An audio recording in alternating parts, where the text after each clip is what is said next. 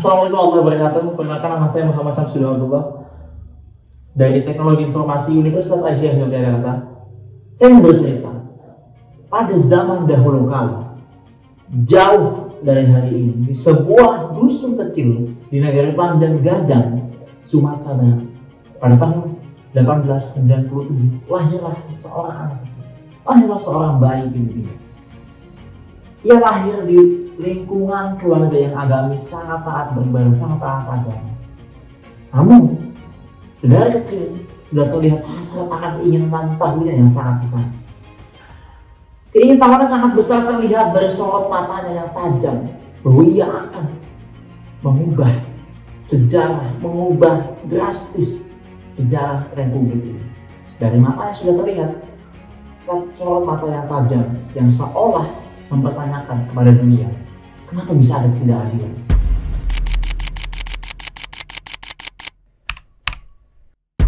Masa kesulitan dilalui dalam dunia pendidikan kolonial.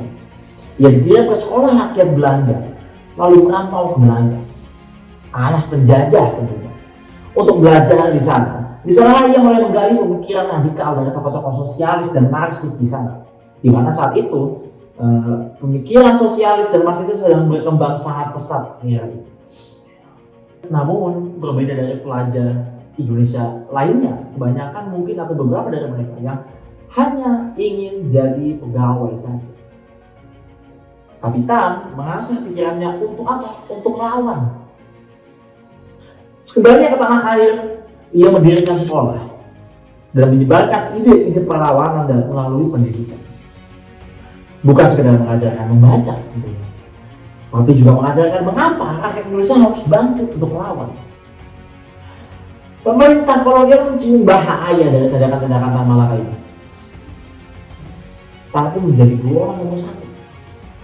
Ia lari, ia kabur ke Filipina, ke Shanghai, ke Uni Soviet, ke Jerman, ke Thailand, berpindah-pindah tempat, berpindah-pindah kota, dan bahkan ia dikenal dengan berbagai nama lainnya. Tapi hidup dalam pelarian, justru ia malah menulis karya-karya masterpiece dan mahakarya-mahakarya lainnya seperti Madinov, Gertolek, dan lain-lain. Ini hanya bicara soal evolusi fisik, tapi juga evolusi pikiran. Ia yakin bahwa kemerdekaan sejati tak akan datang tanpa rakyat yang berpikir bebas. Meski jauh dari tanah air, pikirannya terus menjelajah Nusantara. Ia pernah mengaku cinta pada seorang perempuan. Tapi katanya, revolusi tidak mengenal cinta pribadi. Pada tahun 1945, pada saat kemerdekaan Indonesia, Tan masih dianggap asing. Kemudian pada 17 Agustus 1945 saat proklamasi dikumandangkan, Tan tidak datang di Jakarta. Ia datang kemudian dengan rasa yang kecewa.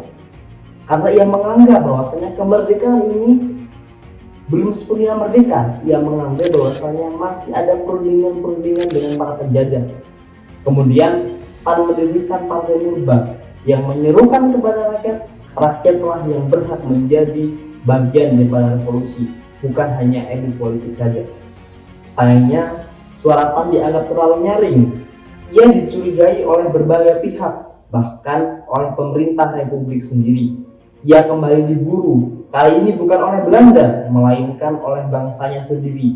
Ia ditangkap dan dieksekusi diam-diam pada tahun 1949 di Kediri. Tan Malaka mati tanpa kubur, tanpa upacara kenegaraan, tapi gagasannya hidup, mengalir dari barisan kiri, dari mahasiswa kritis, dari pemuda-pemuda yang mencintai kebebasan. Tapi semua paham dan semua tahu bahwa kematian Tan hanyalah kehidupan barunya.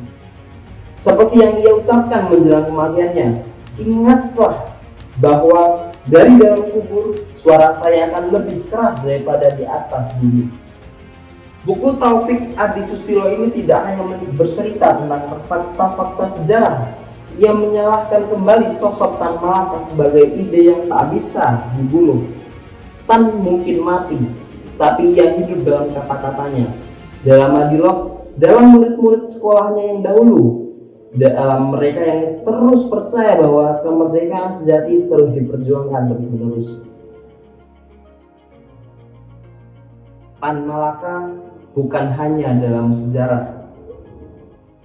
Ia adalah peringatan bahwa bangsa yang melupakan pemikirannya akan kehilangan arah perjuangannya. Dan saya Muhammad Sajid dari Program Studi Teknologi Informasi Universitas Aisyah Yogyakarta.